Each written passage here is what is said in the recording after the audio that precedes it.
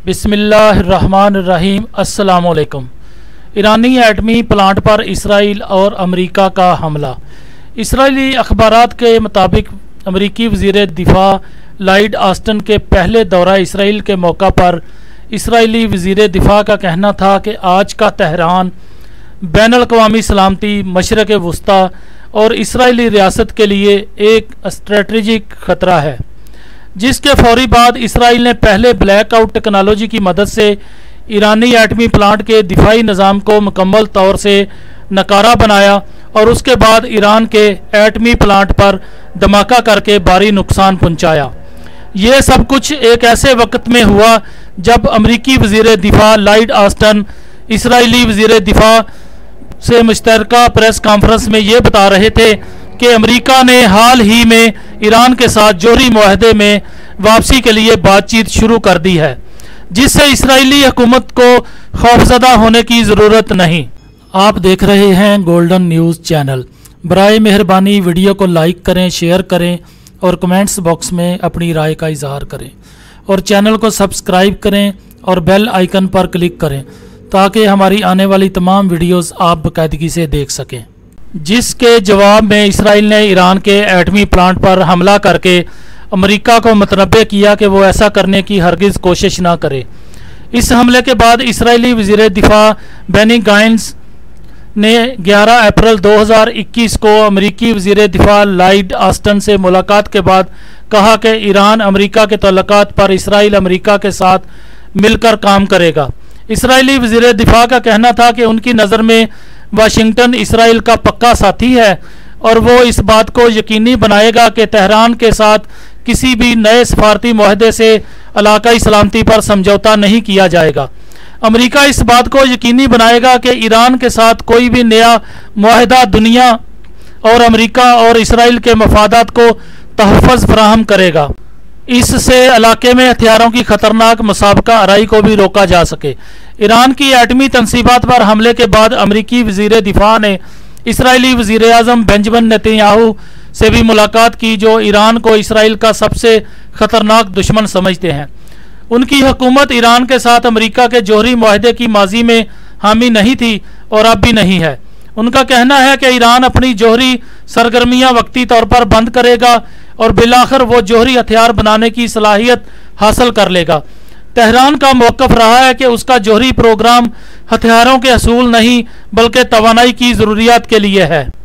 Iran का कहना है कि उसकी जोहरी तनसीब पर इसराइल का मुश्तबा हमला किया गया है, लेकिन इसको खदशा है कि ये हमला सिर्फ इसराइल ही कर सकता है। हमले की बुनियादी वजह है बताई जा रही है कि ईरान ने 11 अप्रैल 2021 को यूरेनियम को तेज़ी से अफजुदा करने के जदीद सेंट्रीफ्यूजेस का ऐलान किया था। इसके चंद घंटे बाद ही उसके ज़ेरे ज़मीन जोहरी प्लांट की बिजली पूरी तरह से गुल हो गई।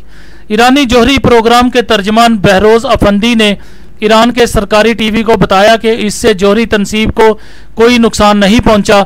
आलमी अखबारात का कहना है कि यह हमला इलेक्ट्रोमैग्नेटिक पल्स वेपन की मदद से जोहरी प्लांट की बिजली ब्लैकआउट हथियार से पूरी तरह से गुल करके किया गया है। इस वाक़या की इब्तदा में तो ईरानी हकाम ने इस पर तबसरा करने से इनकार किया, ताहम बाद उन्होंने प्लांट में बिजली चले जाने के को जोहरी इंसदाद दहशत गर्दी से तबीर किया। आलमी जोहरी निगरान अदारे IAEA में ईरानी नुमाइंदे अली अकबर साले ने इदारे से इस तरह के वाक़या से निपटने का मुतालबा किया, ताहम उन्होंने इसराइल या किसी और मुल्क का नाम भी नहीं लिया। ईरान के सरकारी टीवी के मुताबिक इस्लामी जमहूरिया ईरान इस दहशत गर्दाना तहरीक के अहदाफ को नाकाम बनाने के लिए एक तरफ तो अपनी जोहरी टेक्नोलॉजी में बेहतरी लाने और दूसरी तरफ जाबराना पाबंदियों को ख़त्म कराने की कोशिशें जारी रखेगा। कबल अज़ीम भी 2010 में तंज के जोहरी प्लांट ही में साइबर हमले से इसको काफ़ी नुकसान पहुंचा था। इसके लिए ईरानी मीडिया ने अमेरिका और ईरान पर इल्ज़ाम आयद किया था। अमेरिका ने ही हाल में ईरान के साथ जोहरी मुआहदे में वापसी के लिए ईरान के साथ बातचीत का सिलसिला शुरू किया है।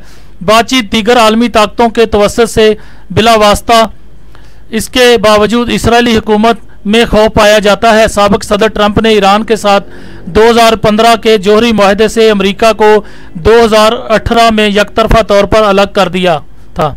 अमरीकी वज़ीर दिफा लॉयड ऑस्टिन ने अपने 2 रोज़ा दौरा इसराइल के मौका पर यह बात कही कि वाशिंगटन अमरीका और इसराइल के दरमियान इत्तेहाद को खित्ते की सिक्योरिटी के लिए बहुत अहम समझता है और अमरीका इस बात को यकीनी बनाएगा कि इसराइल और इसराइली अवाम के साथ इसका जो मजबूत रिश्ता है, इसलिए इसराइल की फौजी कुव्वत को खित्ते में बरतरी हासिल होनी ज़रूरी है और इसराइल अमरीका के ताल्लुकात बहुत मजबूत हैं। अमरीका का कहना है कि वाशिंगटन ने जौहरी मुआहदे की बहाली के लिए ईरान को तजावीज़ पेश कर दी हैं, जिन पर अब तेहरान के जवाब का इंतज़ार है।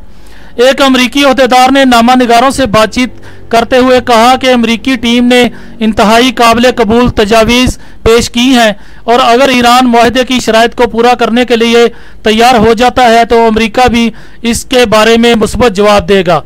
अमरीका ईरान के जवाब का मुंतज़िर है।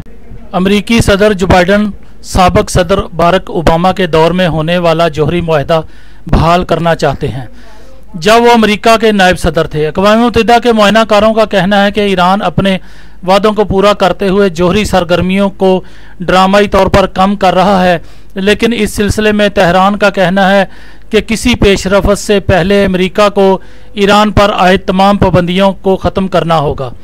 ईरानी वज़ीर ख़ारजा मोहम्मद जवाद ज़रीफ का कहना है कि अमेरिका, जिसने इस बहरान को पैदा किया, पहले अपने वादों पर मुकम्मल करे, ईरान फिर जवाबी इक़दाम करेगा। इनका मज़ीद कहना है कि ट्रंप ने ईरान के ख़िलाफ़ जितनी भी पाबंदियाँ लगाईं वो ईरान के जौहरी मुआहदा JCPOA के ख़िलाफ़ थीं और उन्हें फौरी तौर पर ख़त्म कर देना चाहिए।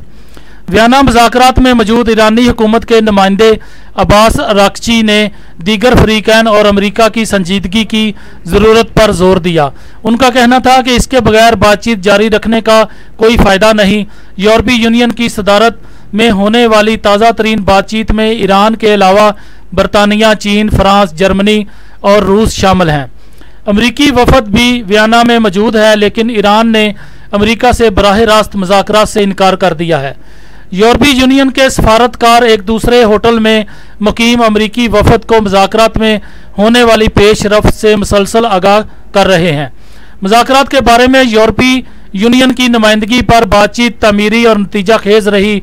मॉस्को के सफ़ीर मिखाइल ओलियानोफ का कहना था कि शुरा ने मीटिंग में होने वाली इब्तदाई पेश रफ्त पर इत्मीनान का इजहार किया है और उम्मीद है कि यह मुस्बत रफ्तार बरकरार रहे।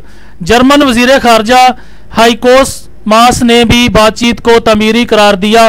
बातचीत का अगला दौर पीर से होगा। खबर है कि अमरीकी वज़ीर दिफा लॉयड ऑस्टिन के दौरे के दौरान इसराइल के लिए अमरीकी हथियारों की सप्लाई पर भी बातचीत को आगे बढ़ाया जाएगा। लेकिन सवाल ये है कि अमरीकी वज़ीर दिफा जौहरी मुज़ाकरात को अपनी मर्जी के मुताबिक बनाने के लिए इसराइल की मदद से ईरान के एटमी प्लांट को तबाह करने का मंसूबा बनाकर पाकिस्तान को भी धमकाने के मिशन को कामयाब बनाने की कोशिश में मसरूफ़ हैं। दोस्तों, आप देख रहे हैं गोल्डन न्यूज़ चैनल। बराए मेहरबानी वीडियो को लाइक करें, शेयर करें और कमेंट्स बॉक्स में अपनी राय का इजहार करें। चैनल को सब्सक्राइब करें और बेल आइकन पर क्लिक करें ताकि हमारी आने वाली वीडियोस आप देख सकें। शुक्रिया।